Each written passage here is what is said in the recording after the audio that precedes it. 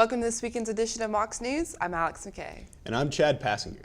Authorities say an East Tennessee woman has been killed in a road crash caused by winter weather. 38-year-old Stacy Sherrill of Butler died when the vehicle she was driving slid off an icy road and plummeted down a 300-foot embankment Wednesday night in Carter County. Her husband was the passenger. It took several hours for him to climb up the embankment to report the accident Thursday morning. Here on campus, officials shut down UTC Friday afternoon and all of Saturday. Governor Bill Haslam closed all state offices in advance of the winter weather. Students and faculty were evacuated Monday night when the first floor of the library began to spray water from the sprinkler system. Students claimed they first smelled smoke and shortly after heard the fire alarms.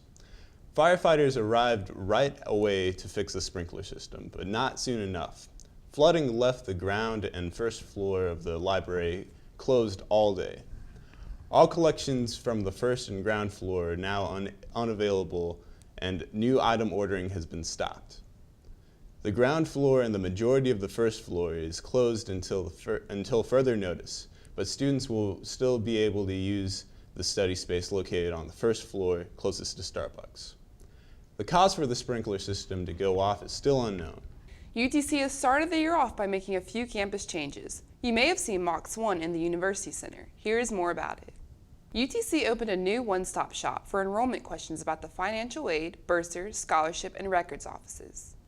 The Mox 1 Center opened at the end of the 2015 fall semester and offers a centralized location to request a transcript, check financial aid, check billing statements, and seek enrollment help. The Mox 1 Center is open in the UC during regular hours. Also on the move is parking services.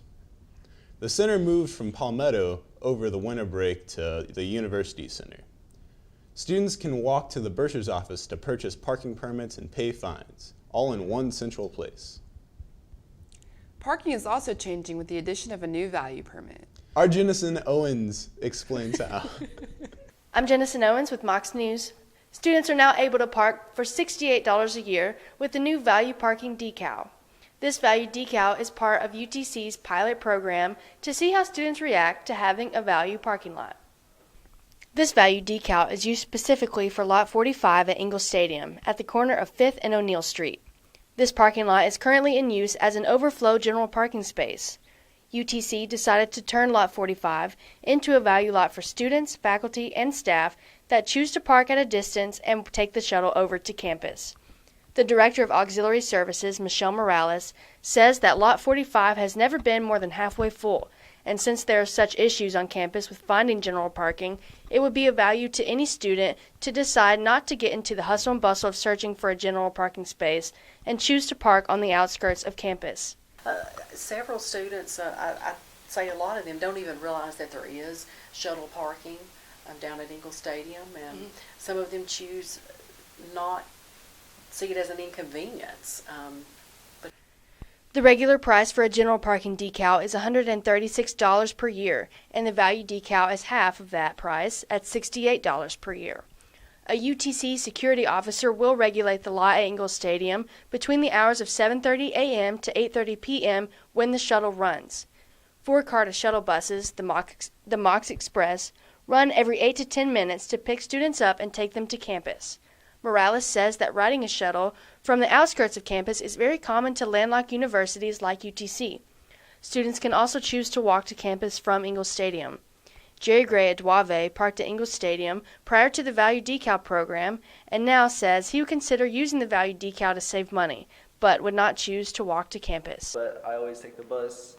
I made the rookie mistake of not taking the bus my first time, and I walked to the EMCS, and this is the EMCS and this is Ingalls Stadium. They're very close, but it still took me 15 minutes because it's a big uphill climb.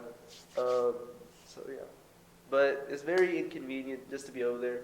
You can purchase this value decal at the new location of the parking offices at the bursar's office, or you can purchase this decal online. Stay tuned for Mox News for more coverage on parking at UTC. Hamilton County Court Complex was evacuated last week due to a bomb threat. This is the third threat at the court complex in the past 3 months. All 3 threats were followed by an evacuation, but were shortly reopened after K-9 and bomb units swept the building. The court complex is located downtown at 600 Market Street. The annual celebration of Dr. Martin Luther King Jr. brought a lot of changes and some confusion for the Chattanooga community. This year was the 46th annual MLK Parade and March in Chattanooga, but there were some slight changes to the event. The event was moved to Moore Road instead of the traditional route on MLK Boulevard. This move was a possible result of the controversy that surrounded the whole day. Initially, the event was not going to take place due to a disagreement between the sponsors of the event and the City Council. This disagreement caused a lot of confusion for the community and left many people unsure of the outcome of the event. Fortunately, the tradition resumed with many Chattanoogans coming together to celebrate the life and legacy of the late Martin Luther King Jr. That does it for this edition of Mox News. Thank you for joining us. Check out our videos uploaded throughout the week to YouTube.